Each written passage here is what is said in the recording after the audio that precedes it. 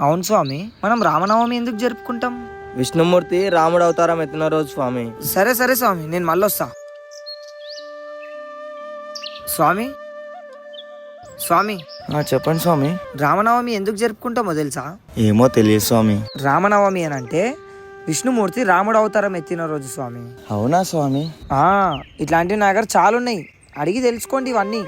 నాకు ఇంట్రెస్ట్ ఉన్నప్పుడు నేనే చెప్తాను మీకు. సరే స్వామి, తెలుసుకుంటా ఇప్పటి నుంచి మొత్తం. చూసినావా స్వామి, ఆ స్వామికే తెలిసినట్టు మొత్తం గొప్పగా చెప్పుకుంటుండు. ఆ సామా ఆ స్వామి. స్వామి ఇట్రా. చెప్పండి స్వామి. అవును స్వామి, శ్రీరామనవమి అంటే ఏంది?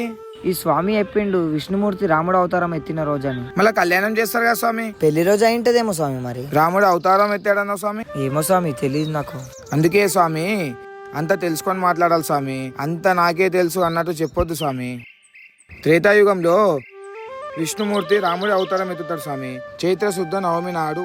అదే తిథిన కొన్ని సంవత్సరాల తర్వాత సీతారాముల కళ్యాణం అవుతుంది స్వామి. అదేవిధంగా అదే తిథి నాడున అయోధ్య రాజ్యానికి శ్రీరాముడు పట్టాభిషిక్తుడు అవుతాడు. అందుకే మనం శ్రీరామనవమి జరుపుకుంటాం. తెలుసుకొని చెప్పండి స్వామి. ఇప్పుడు చెప్పండి ఈ మాట అందరికీ. సరే స్వామి, వెళ్ళొస్తాం.